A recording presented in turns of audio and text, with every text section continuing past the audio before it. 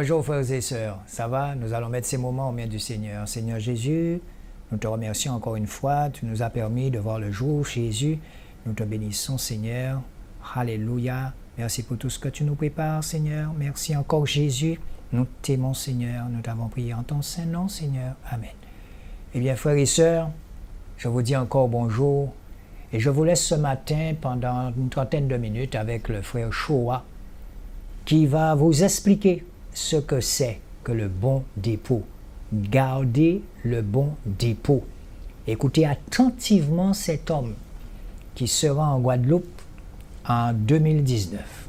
On ne sait pas quel mois, quel jour, quelle date, mais je sais qu'il sera en Guadeloupe et en Martinique. Alléluia. Je vous retrouve dans un petit moment.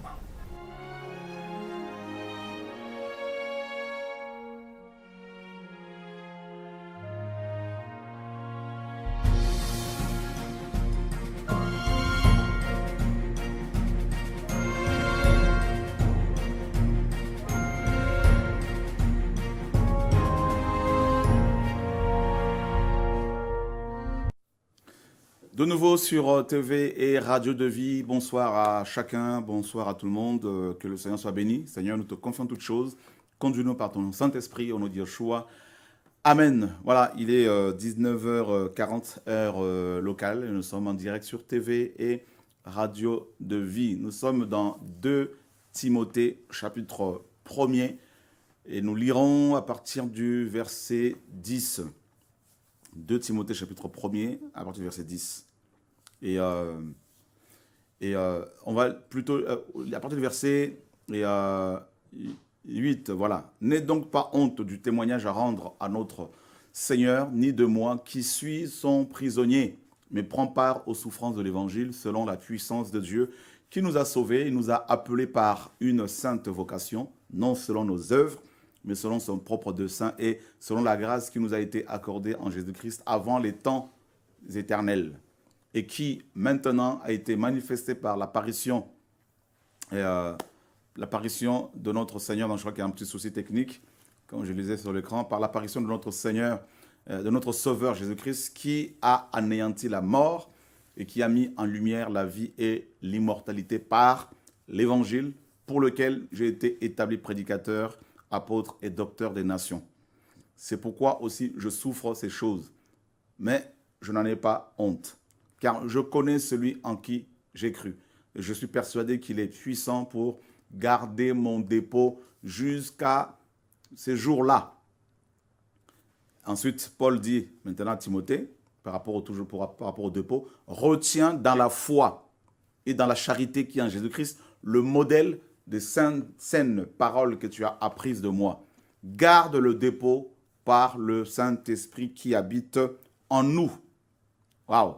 Donc il est question ici de garder le dépôt. D'abord, Paul dit que Dieu est assez puissant pour garder son dépôt.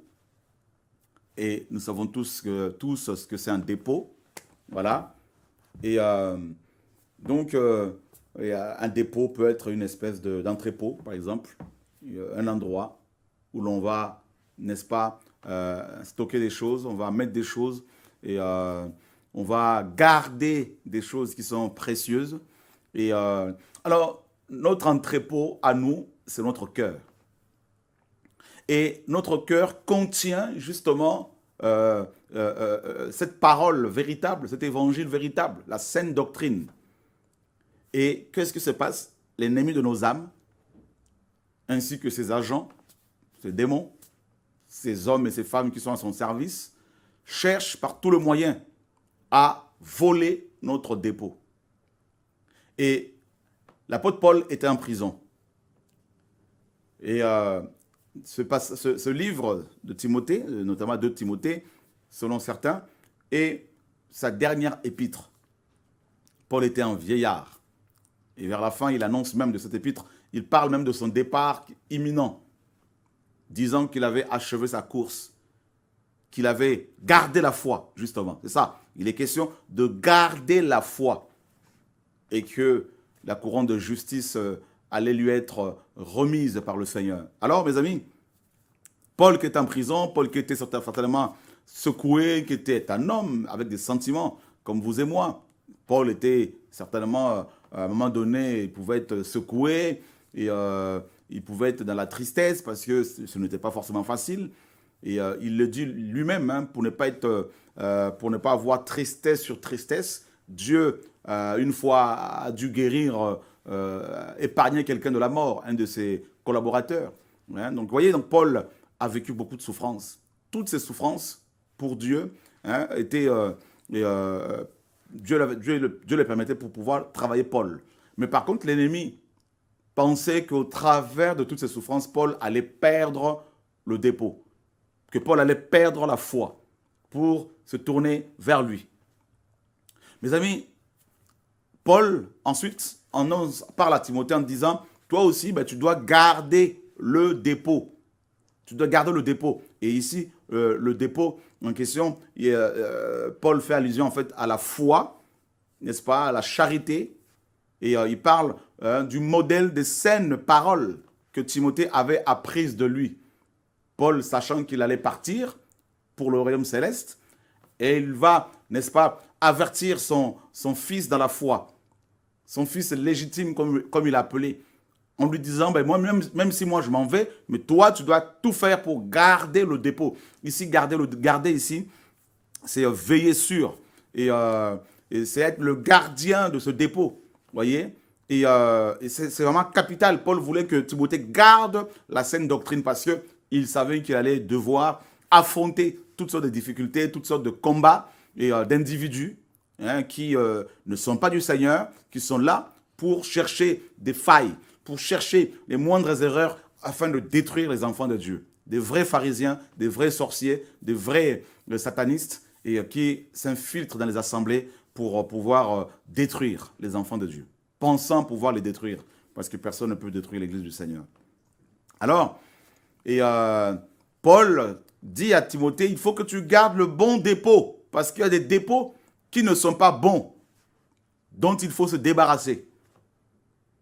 Vous savez, tout ce qui est résidu du péché, tout ça, il faut se vider de ces choses-là, de la colère, la haine, et du mensonge, du péché. Et là, Paul dit, il faut garder le bon dépôt, garde-le, ne laisse personne le prendre. Et, mes amis, il dit, pour pouvoir le garder, il faut le Saint-Esprit. Garde le bon dépôt par le Saint-Esprit. Seul l'Esprit qui nous conduit peut nous aider à garder le bon dépôt. Ce n'est pas toujours facile. Vous savez, beaucoup de gens abandonnent la foi chrétienne à cause de la persécution. Rappelez-vous de la parabole du semeur. On nous dit qu'il y a des gens qui reçoivent la parole avec une grande joie, mais dès que survient une persécution à cause de la parole reçue, ils vont être scandalisés. Ils vont être scandalisés, complètement scandalisés pour pouvoir abandonner la foi pour repartir dans le monde. Et c'est quand même terrible. D'autres reçoivent la parole, mais malheureusement, ils se la font voler par l'ennemi, les oiseaux. Alors, Paul demande justement aux chrétiens de ne pas baisser les bras. Le Seigneur, bien sûr, par Paul, nous demande de ne pas baisser les bras malgré les tentations, malgré les difficultés. Je ne sais pas ce que vous traversez. Je ne sais pas ce par quoi vous passez actuellement. Avez-vous perdu quelqu'un? Êtes-vous malade? Êtes-vous découragé? Êtes-vous attaqué au niveau des pensées? Êtes-vous, je ne sais pas, rejeté à cause de votre conversion, à cause de votre foi? Je ne sais pas ce que vous traversez, mais je voudrais ce soir vous encourager à garder le dépôt, quelles que soient les épreuves. Je ne sais pas ce que votre pays vit actuellement. Je ne sais pas ce que votre couple traverse actuellement. Je ne sais pas ce que vous-même vous traversez au travail, à l'école, dans la vie de tous les jours. Je ne sais pas par rapport à une maladie quelconque. Je ne sais pas quelles sont les mauvaises nouvelles que vous avez reçues. Je voudrais vous dire, oui, toi mon frère, oui, toi ma soeur, qui m'entend ce soir, qui m'écoute ce soir, je voudrais te dire que tout n'est pas fini. Il y a toujours de l'espoir. Il y a toujours une solution. Alléluia. Job disait, mais malgré ses difficultés, malgré le fait qu'il avait perdu tous ses enfants, toutes ses entreprises, et étant malade, abandonné de tous, même de ses propres amis, Job dira, je sais que mon Rédempteur est vivant et qu'il se lèvera le dernier. Tout n'est pas fini. Je ne sais pas ce que votre médecin, ce que ton médecin t'a dit. T'a-t-il dit que c'est fini pour toi? Qu'il ne te reste que 2, 3, 4 jours, 1 mois, 2 mois, 3 mois? Celui qui t'a créé n'a pas dit son dernier mot. Alors, il faut garder le dépôt. Ne laisse pas ces oiseaux de malheur, ces Satan, les démons, les sorciers voler, n'est-ce pas, ton dépôt, voler la parole que tu as reçue. Car cette parole-là et la vie. Quand bien même tu mourras, quand bien même nous mourrions, tout ça, nous sommes tous, bien sûr, mortels, mais cette parole en nous apporte la vie éternelle. Nous ne mourrons pas, nous ne faisons que passer d'une vie de souffrance à une vie meilleure. Voilà, donc éternelle.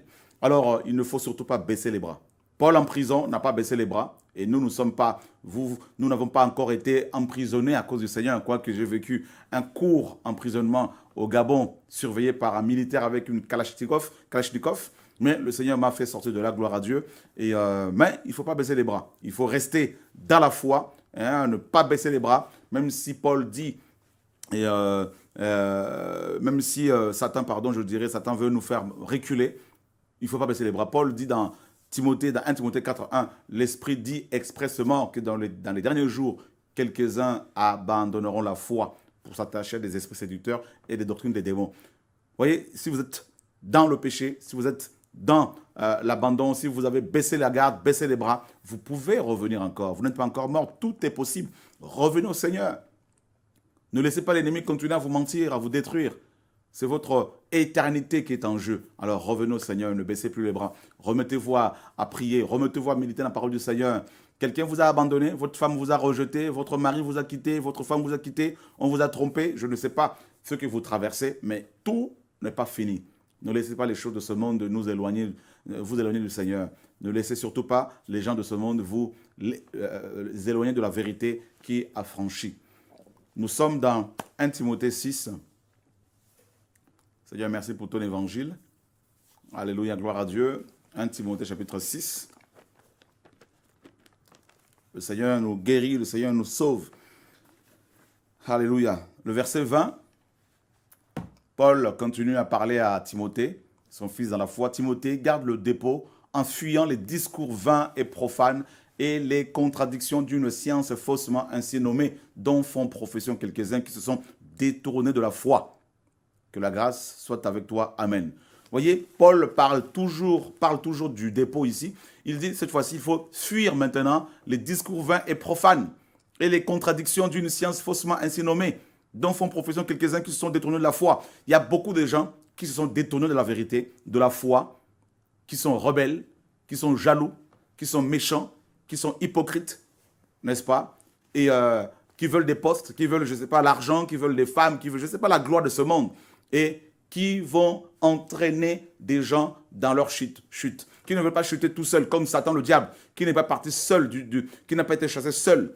Dans sa rébellion, il a entraîné un tiers d'anges. Ne laissez personne vous entraîner loin du Seigneur. Ah non. Ah non, non, non. Faites comme Josué qui disait aux enfants d'Israël, choisissez qui vous voulez servir, mais moi et ma maison, nous servirons Yahweh. Voyez? Donc Paul dit justement qu'il faut fuir. Il faut fuir tous ces discours vains, tous ces discours stériles qui ne produisent rien, toutes ces histoires, ces cancans, ces murmures, tout ça, là. Frère, nos oreilles ne sont pas, mes amis, des poubelles. Non, nous devons savoir, nous devons savoir ce que nous voulons. Qu'est-ce que vous voulez? Sachez ce que vous voulez. Alléluia, gloire à Dieu. Alors, il y a une science, des doctrines. Il y en a plusieurs des doctrines qui sont complètement, mes amis, charnelles, démoniaques, inspirées par des démons qui ont pour but de nous éloigner du Seigneur et de prendre, de voler notre dépôt. Nous sommes dans Apocalypse chapitre 2. Alléluia, gloire à Dieu. Alléluia. Nous allons lire le verset 11. Apocalypse chapitre 2, le verset 11. Qu'est-ce que la parole de Dieu nous dit? Et le Seigneur dit aussi que celui qui a des oreilles entende ce que l'Esprit dit aux églises. Voilà, donc le Seigneur parle aux églises, eh bien, il faut avoir des oreilles pour entendre. Hein, donc, pour ne pas se laisser voler sa grâce, son dépôt. Et Apocalypse 3, 11. Et qu'est-ce que le Seigneur dit ici? Apocalypse 3, 11. Gloire à Dieu. Alors, il dit, voici, je viens à toute vitesse. Tiens ferme ce que tu as, afin que personne ne t'enlève ta couronne. Bah oui, le dépôt, le fait de garder le dépôt, nous amène à la couronne. Voyez, le fait de garder le dépôt nous fait rentrer en même temps dans les plans de Dieu. Dieu a mis dans chaque cœur un dépôt. Dans les cœurs de tous ses enfants, un dépôt. Il y en a, ils ont reçu 2 talents, d'autres 1, d'autres 5, d'autres 10. Et Satan, qu'est-ce qu'il veut? Il veut juste vous voler votre dépôt par la pression au niveau des pensées, par les propos des uns des autres. Et le Seigneur dit, retiens, ferme. Il dit, tiens ferme ce que tu as. Qu'est-ce que tu as? Qu'est-ce que j'ai que je dois garder? Ce n'est pas un frère qui doit garder ton dépôt, c'est toi-même. Ce n'est même pas ta femme, ni ton mari. C'est toi-même, chacun de nous est le gardien de son dépôt. Ah oui, mes amis. Parce que ce qui se passe dans nos pensées, personne ne le sait à part Dieu. Ah oui, c'est pour cela que il ne faut pas s'attendre à ce qu'un pasteur veille sur vous. Non, nous sommes nous-mêmes des gardiens de nos dépôts. Dieu est le plus grand gardien, bien sûr, qui veille sur nous. Mais il faut faire attention pour ne pas, justement, se laisser avoir. Alors ici, le verbe tenir signifie aussi être le maître de. Être le gouverneur de. Tu dois être le gouverneur de ton propre dépôt. C'est toi qui dois gouverner ton dépôt. C'est toi qui dois gérer ton dépôt. Alors, si tu n'arrives pas à gérer ton dépôt, à être le gouverneur, le maître de ton propre dépôt, comment veux-tu être le maître de dépôt des autres? Vous voyez, il y a des gens qui veulent diriger les autres et ils ont du mal à s'auto-diriger eux-mêmes, à s'auto-gérer, à s'auto-diriger. Commençons d'abord par prendre soin de ce que Dieu nous a donné à nous. Vous voyez, c'est important, le dépôt. Et on peut perdre le dépôt, la grâce, les dons, l'huile sainte que Dieu nous a donnée par la mauvaise compagnie, à cause de la mauvaise compagnie. Une mauvaise compagnie corrompt les bonnes mœurs. 1 Corinthiens 15 et 33. Choisissez vos amis. Ne subissez pas l'amitié des gens. Choisissez avec qui traîner. Vous voyez? C'est important parce que la parole nous dit dans Proverbe, celui qui traîne avec les sages devient sage. Vous voyez? C'est important. Parce que ceux qui sont élevés dans le Seigneur, ceux que Dieu a élevés, les chrétiens tout simplement, ben forcément, ils vous élèvent, vous tirent avec eux. Mais ceux qui sont en bas, pendant qu'ils chutent dans l'abîme, ben ils vous tirent vers le bas. Ben choisissez. Voilà, c'est important, mes amis.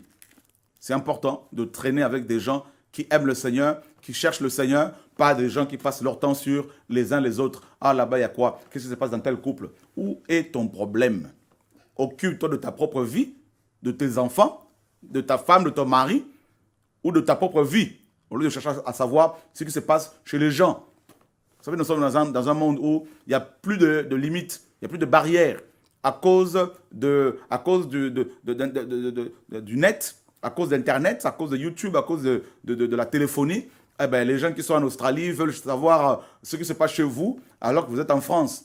Donc, vous voyez, il faut faire vraiment attention pour ne pas que votre vie privée soit exposée au monde entier. Gardez votre dépôt. Vous voyez, c'est aussi votre vie privée. C'est important. Vous voyez, donc il faut avoir cette culture-là du royaume-là de garder son jardin secret là. Et le Seigneur parle du lieu secret. Il y a un lieu qui est secret où seul Dieu doit, mes amis, avoir accès. Hein, et c'est important de le savoir. Voilà. Or, nous sommes dans une génération où, avec les réseaux sociaux, les gens n'ont plus de vie secrète. Ils n'ont plus de secret, ils n'ont plus de vie privée, plus de vie secrète, tout ça. Donc, tout est exposé.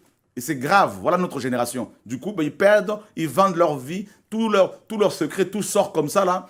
Eh ben, ils s'étonnent après qu'ils se retrouvent détruits, brisés, dans la dépression. Ben oui, c'est normal parce que vous avez exposé votre dépôt. Gardez votre dépôt.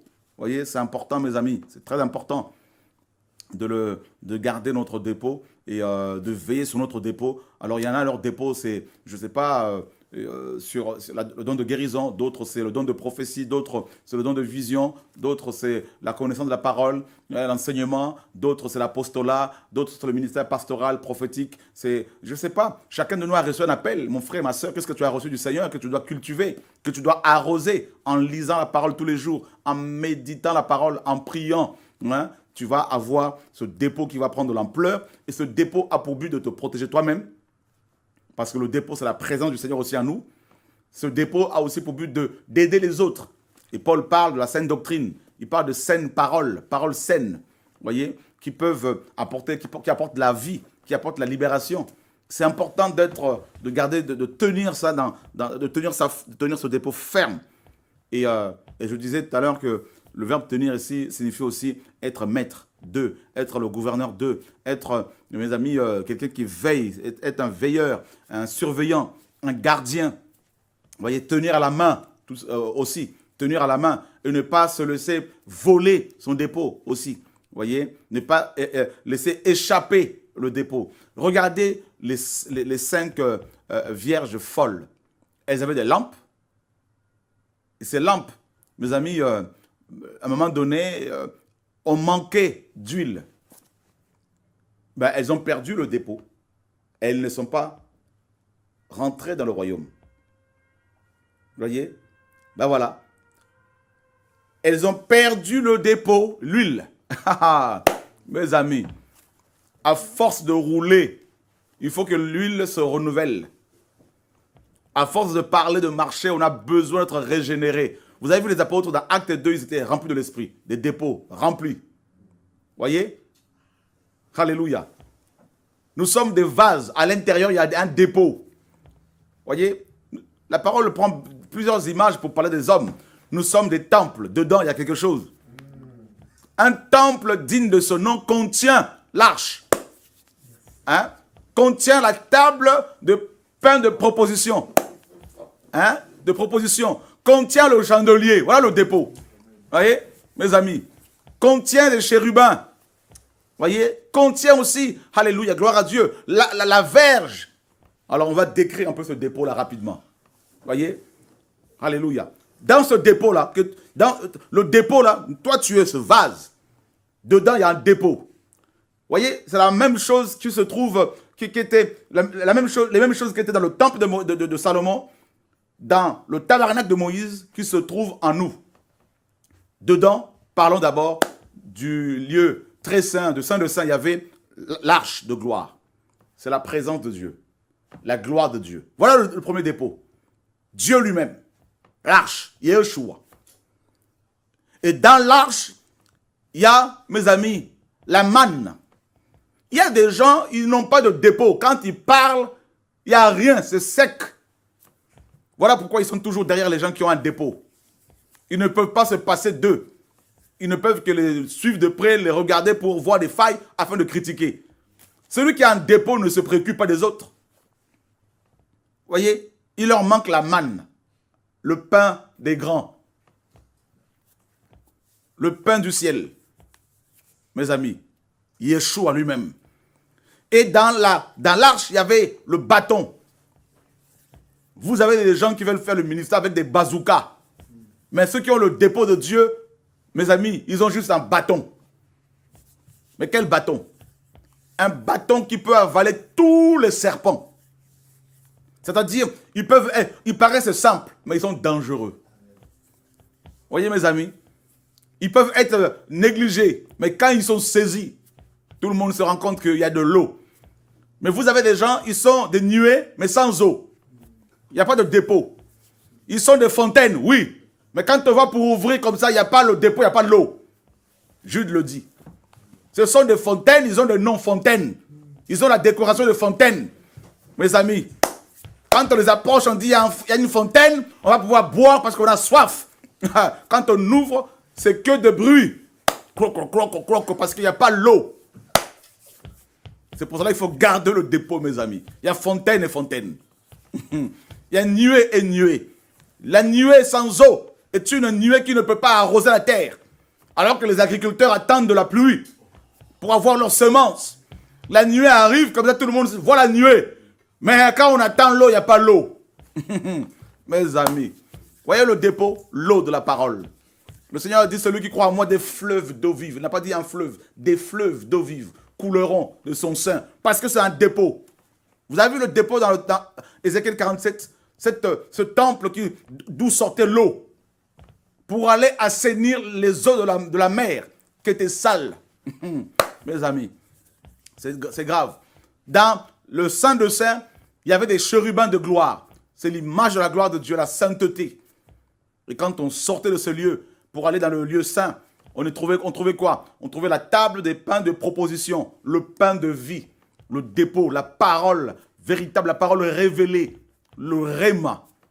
Voyez, il n'y a pas besoin d'écrire sur une feuille pour aller enseigner. Ils ont le réma, ils ouvrent la bouche, et Dieu les saisit et les gens boivent les eaux. Pas les eaux boueuses, les eaux de chichor ou de kikor, mais des eaux pures, des eaux qui apportent la santé spirituelle, mes amis. Alléluia. Des eaux qui redressent les jambes cassées. Des eaux qui redressent les membres, qui guérissent les membres, mes amis, atrophiés. Des eaux qui font voir les aveugles, qui font entendre les sourds, qui font parler les muets. Les eaux qui restaurent des familles brisées. Voyez? Et ce pain-là, mes amis, était renouvelé chaque sabbat. Voyez, c'est un message qui se renouvelle. Pas du réchauffé, comme dans la religion. Voyez, mais un message qui paraît nouveau alors que ce n'est pas nouveau. Jean l'a dit, hein, je vous donne un commandement nouveau, mais en fait, il n'est pas nouveau. Voyez, ce n'est pas du réchauffé, mais c'est quelque chose, quand on l'entend, on se dit, mais je lis cette parole, mais je n'avais pas compris ça comme ça.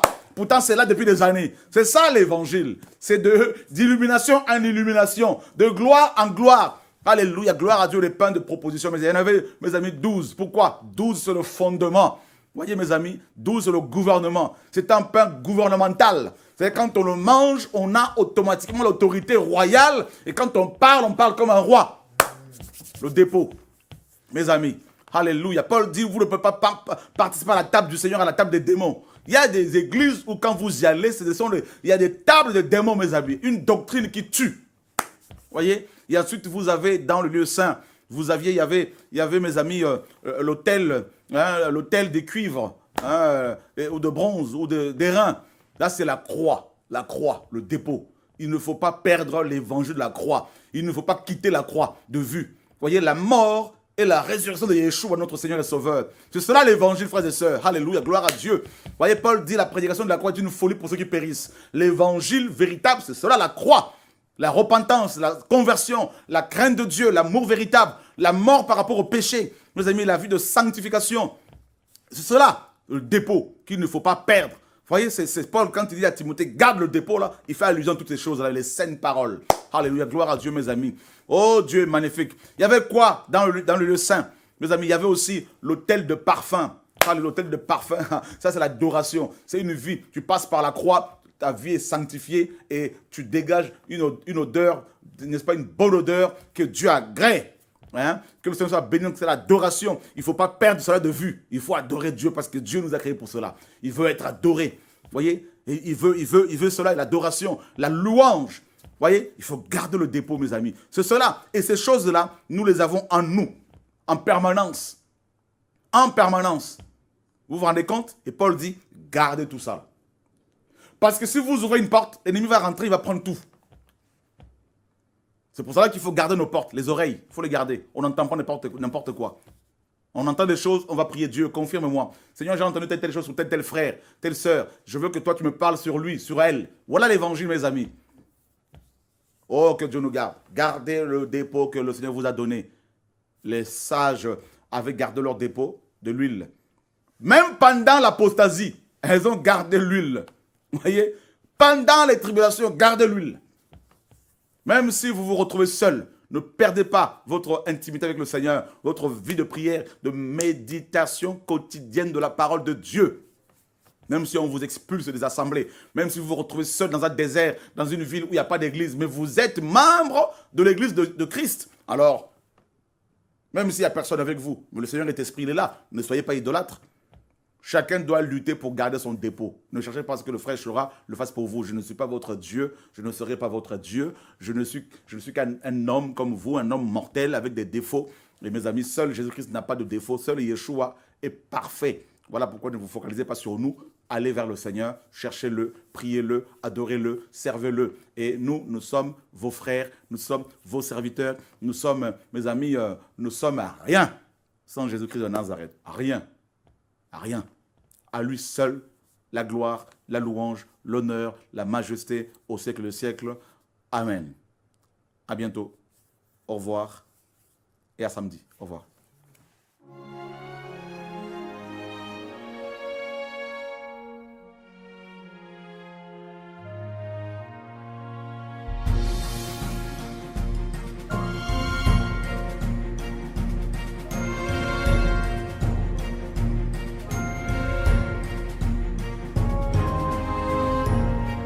Bien voilà, sœurs et frères, chers téléspectateurs, vous avez pu comprendre ce que c'est garder le bon dépôt.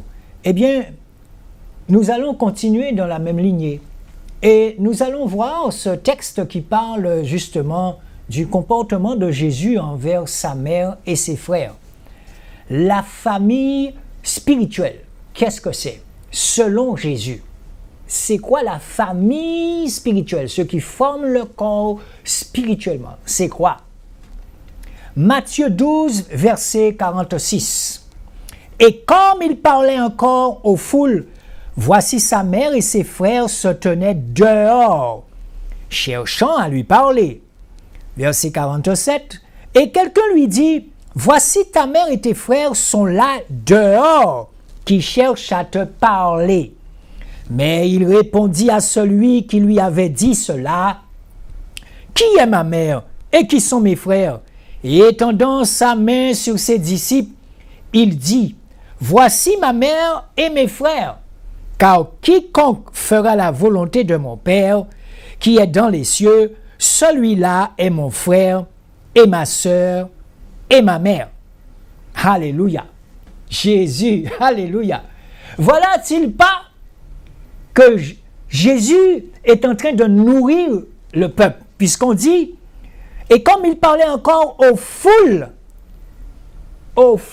donc il s'adressait à la foule, il nourrissait la foule, alléluia, oh.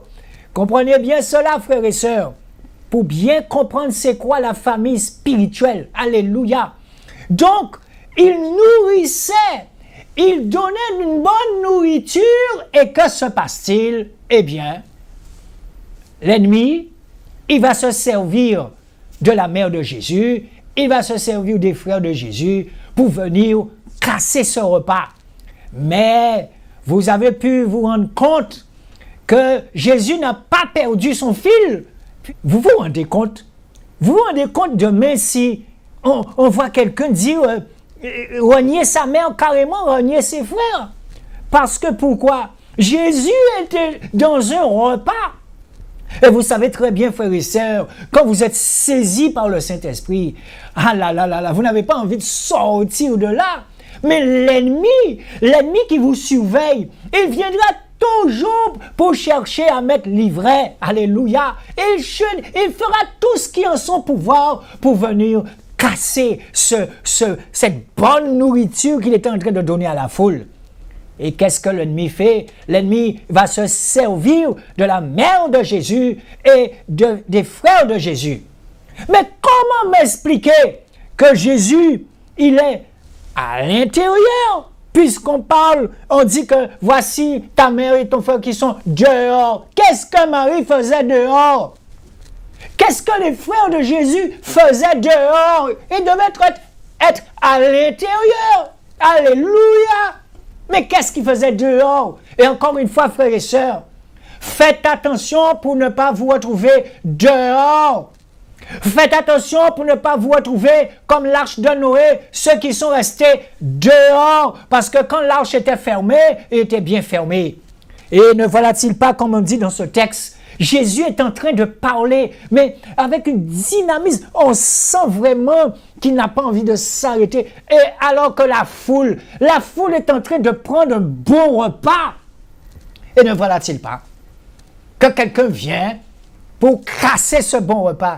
Mais observez, alléluia, c'est là où Jésus, il est trop fort. Observez le comportement de Jésus. Il arrive tout en gardant l'esprit avec lequel il parlait au peuple et il arrive à répondre à l'autre. Sors de là, je t'ai déjà vu.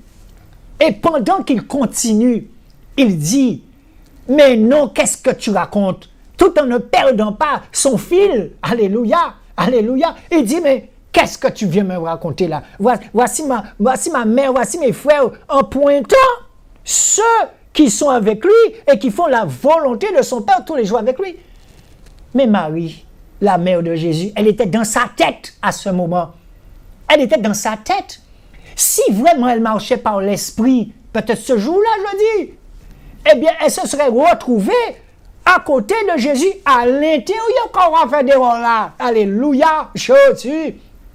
Eh bien, encore une fois, c'est comme ça que Marie se souciait du bien-être de Jésus. Mais qu'est-ce qu'elle a besoin de dire à Jésus là, à ce moment? Hein? Puisque l'individu là, étant donné qu'ils n'arrivent pas à entrer, alléluia, ils n'arrivent pas à être à l'intérieur, ils sont dehors. Eh oui, il faut faire attention, parce que lorsque l'enlèvement viendra, si vous êtes dehors, si vous n'êtes pas à la bonne place, vous ne serez pas enlevé. Car la parole dit que celui qui soit sur son toit ne descende pas chercher quoi que ce soit. Alléluia. Dans un couple, un va monter, l'autre va rester. Il faut faire attention pour être à la bonne place. Faites attention, frères et sœurs, chers téléspectateurs, pour être à la bonne place. Alors, je vous le dis encore une fois. Mais nous irons encore plus loin.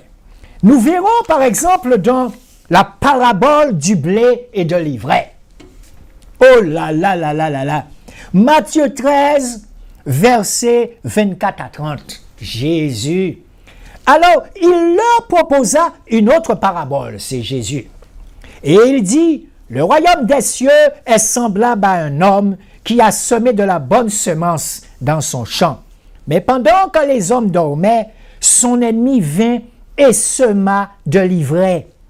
Non, on aurait pu dire que c'est ce que Marie et les frères de Jésus ont tenté de faire. Ils ont voulu mettre de l'ivraie alors que dans l'intérieur de la maison, il y avait du blé. Parmi le blé, puis s'en alla lorsque l'herbe eut poussé et donné du fruit. Alors l'ivraie parut aussi. Et les serviteurs du maître de la moisson vinrent à lui et lui dirent, « Seigneur, n'as-tu pas semé de la bonne semence dans ton champ? D'où vient donc qu'il y a de l'ivraie? » Mais il leur répondit, « C'est un ennemi qui a fait cela. » Et les serviteurs lui dirent, « Veux-tu donc que nous allions l'arracher? » Et il leur dit, « Non, de peur qu'en arrachant l'ivraie, vous ne déraciniez le blé en même temps. Laissez croître tous deux ensemble jusqu'à la moisson. Restez en paix. Laissez croître l'ivraie et le blé ensemble. Et au temps de la moisson, je dirai au moissonneur, arrachez premièrement l'ivraie et liez-la en gerbe pour la brûler. Mais amassez le blé, puis amassez pour le brûler, mais amassez le blé dans mon grenier. En fait, on sent que Jésus parle à travers cet homme, hein, et ne s'affole pas. Et vous savez, quand l'ivraie commence à... On dirait même, vous avez vu des plantes qui sont un peu entortillées dans d'autres plantes, qui cherchent à étrangler les plantes. L'ivraie, c'est un peu ça. Hein? Et il se retrouve tranquille là parmi le blé, la bonne semence. Et cet homme dit, mais non, restez en paix, ne vous occupez pas, restez tranquille. Hein? Quand la moisson viendra, mais les autres se disent, oui, mais tu dis ça, mais tout le blé sera perdu. Mais non, ça c'est vous qui dites ça. Et il leur dit, restez en paix. Et quand la moisson viendra, le blé sera bien construit, bien fort, bien affermi. Et à ce moment, on va arracher. Hein? C'est ça l'enlèvement. L'enlèvement, quand l'enlèvement aura lieu, ce sera ça aussi. On va arracher ce qui n'est pas bon, ça veut dire l'ivraie, et on va le mettre au feu. Eh bien, sœurs et frères, dans Matthieu 12, versets 24-25, par exemple aussi, il va encore faire une proposition de parabole, parce que Jésus était obligé de parler en parabole pour ces gens-là, parce que le niveau n'était pas pareil. À partir du moment où tu n'es pas dans l'esprit, tu ne vas pas pouvoir fonctionner dans l'esprit. Alléluia. Or, nous avons besoin de l'unité de l'esprit, mais le bon esprit, alléluia, dans les églises, je parle de l'église de l'homme, hein, alléluia. Il leur proposa une autre parabole et il dit, le royaume des cieux est semblable à un homme qui a semé de la bonne semence dans son champ, mais pendant que les hommes dormaient, son ennemi vint et sema de l'ivraie parmi le blé, puis s'en alla. Eh bien, voilà, vous savez, lorsqu'on lit cette parabole, on se rend compte, c'est quoi l'ivraie? On se rend compte, c'est quoi l'ivraie? L'ivraie, c'est un poison. Hein? C'est pareil que lorsque nous sommes entre frères et sœurs, eh bien, il faut qu'il y ait de l'ivraie. Et c'est l'Esprit Saint qui est en toi qui va te faire discerner qui est l'ivraie, qui n'est pas l'ivraie. Alléluia. Ceux, par exemple, qui aiment toujours leur plaisir personnel, vous comprenez, le moi, hein, la personne vient là, mais il vient en bistant, mais tu l'as déjà discerné. T'as déjà vu, le Seigneur t'a déjà montré, alléluia, il est trop fort. Jésus t'a déjà montré l'ivraie et toi tu restes en paix. Et l'ivraie pense que tu ne l'as pas encore vu, mais tu l'as déjà décerné. Alléluia, alléluia, Jésus. Alors vous savez, la parabole du blé et de l'ivraie, en méditant cette parabole, nous remarquons que lorsque le blé eut poussé et donné du fruit, l'ivraie parut aussi, c'est ceux qui se font dans les églises, bâtiments. Mais oui, il y a l'ivraie dans les églises, bâtiments, il y a la bonne semence, mais il y a aussi l'ivraie. Et en résultat, vous allez voir ce que ça donne l'ivraie. Et puis, donner du fruit, l'ivraie parut aussi. Il est vrai que lorsqu'il y a un réveil spirituel divin dans une assemblée ou dans un pays, l'ennemi suscite aussi un faux réveil avec des faux ouvriers, on pourrait dire faux frères, et des fausses manifestations spirituelles. Voilà pourquoi l'ivraie côtoiera le blé jusqu'à la fin du monde. Le mot ivraie se dit ebriacus en latin, ce qui donne ébriété en français. Nous comprenons donc que l'un des rôles de l'ivraie est de dénivrer le blé. Je répète, le rôle de l'ivraie est dénivrer le blé, rendre-le sous, le manipuler. Vous comprenez, quand vous êtes enivré, vous avez bu trop d'alcool. Même moi, si je sens de l'alcool, eh je sens l'alcool et moi, non merci. Les enfants de Dieu, ça veut dire que là, l'ivraie essaie d'énivrer le blé, c'est-à-dire les enfants de Dieu qui sont le blé, les vrais enfants de Dieu. Dans les Écritures, l'ivresse est synonyme de la débauche spirituelle ou physique, ce que beaucoup n'aiment pas entendre, mais c'est la vérité. Alléluia. Une vérité, c'est une vérité. Alléluia. En grec, l'ivresse se dit zizanion, qui donne en français zizanie. Alléluia. Murmure dans les églises. Ah oui. Donc, frères et sœurs, quand le Seigneur me permet de brosser cet aspect de l'ivraie, ça veut dire rester sur vos gardes.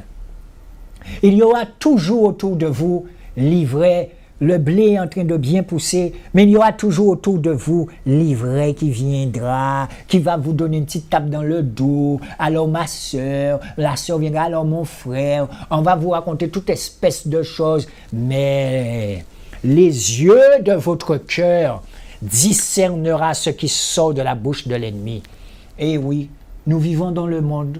Et comme disait un frère dernièrement, nos pieds sont dans le monde, mais notre cœur est dans les cieux. Et tous nos commandements, ils viennent des cieux. Et en même temps, qu'est-ce que la parole dit? Soumettez-vous aux autorités. C'est pour ça qu'on n'est pas compris. C'est pour ça qu'on est des fous, on ne comprend pas. Et oui, parce que Dieu parle tantôt d'une façon, tantôt d'une autre. Comment tu peux contrôler l'esprit? Tu ne peux pas le contrôler.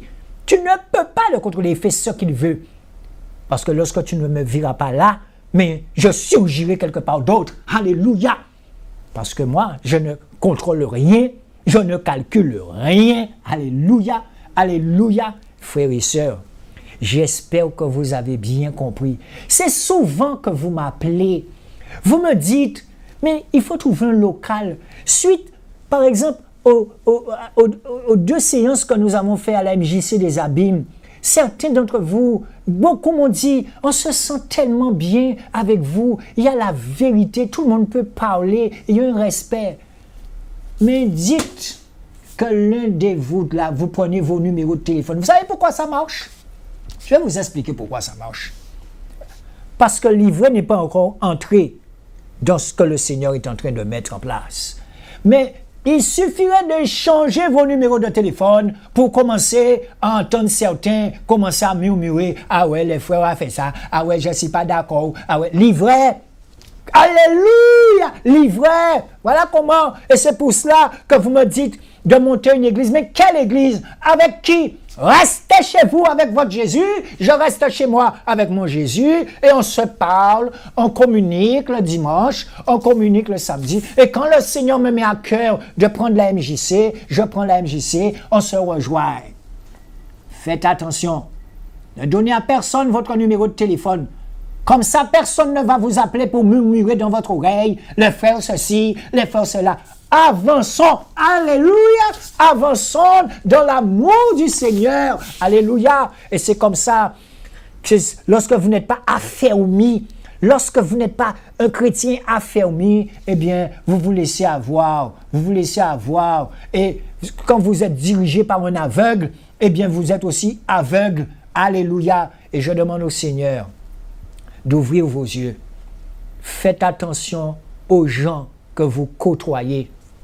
Discernez ce qui va sortir de leur bouche, et à partir du moment où quelqu'un viendra vous dire quelque chose sur un frère, vous l'arrêtez tout de suite. Stop! Je t'ai déjà vu venir, ça ne m'intéresse pas ce que tu me dis. Ce qui m'intéresse, c'est le corps. Ce qui m'intéresse, c'est d'avancer pour la gloire de Dieu. Alléluia! Eh bien, frères et sœurs, que du bonheur. Quand on a compris ça, on reste fixé sur son Jésus chéri doudou à soi. Et si chacun reste fixé sur chéri doudou, le Jésus que je connais, vous verrez, des choses vont se passer en Guadeloupe. Parce que je vous assure, on vient me parler, on vient me dire des choses, mais vous oubliez une chose. Quand je suis venu là et que j'ai tout dénoncé publiquement, parce que le Seigneur voulait que j'aille plus loin. Et quand j'entends que certains pasteurs doivent énormément d'argent, ils sont endettés, et j'entends qu'on vient me parler de tribunal, je dis, je reste en paix. Alléluia! Restons en paix. Nous verrons bien. Oui, quand cette femme, quand je l'ai rencontrée il n'y a pas longtemps, et elle me disait que le pasteur est tel, vous savez, un bishop, comme j'ai appris qu'un bishop, c'est quelqu'un qui a qu'on qualifie comme si c'était un monseigneur, un évêque, on dit un bishop. Eh bien, il paraît que cette dame me dit qu'elle a gagné un procès sur un bishop. Eh bien, vous savez, tellement de gens perdent leur tête par rapport à l'argent, encore une fois l'argent de Satan, eh bien voilà le résultat. Oui, voilà le résultat. Et quand je lui ai demandé de m'emmener ses papiers, elle a disparu. Eh oui, beaucoup de gens voudraient venir parler, mais ici, c'est la vérité. La vérité, c'est quelque chose de tellement beau. Alléluia, alléluia. Mais oui, quand vous entendez le pasteur Fabien venir dénoncer ici qu'il a perdu beaucoup de temps, c'est merveilleux. Quand vous entendez ce pasteur qu'on me dit qu'il a dit qu'il se masturbe et tout ça, c'est merveilleux, je l'encourage encore une fois. Alléluia. Eh bien, quand j'entends maintenant qu'il y a des procès au tribunal, alléluia, restons en paix, frères et sœurs. Alléluia, restons en paix. Il y a des procès au tribunal, des pasteurs qui doivent énormément d'argent parce qu'ils n'arrivent pas à payer leur local. Eh bien, résultat, comme le Seigneur est venu ouvrir vos yeux sur la dîme, beaucoup ne payent plus la dîme, donc les églises se ferment. Alléluia. Seigneur, nous prions pour tous ces pasteurs, parce que tu nous dis dans ta parole, aimez-vous les uns les autres. Ce n'est pas, comme je le répète, qu'on ne s'entend pas sur une doctrine ou sur la parole, qu'on ne doit pas nous aimer. Non, nous aimons les uns les autres, mais seulement l'ivraie, il va rester de son côté. Alléluia! Nous restons fermes dans ce que nous disons, et puis, vous savez, s'il y a des témoignages, des gens qui veulent témoigner, venez témoigner. Mais venez témoigner avec des preuves en main. Alléluia, Jésus. Et bien sur ce, je vous dis à dimanche prochain. Restez avec votre Jésus chez vous, avec votre famille.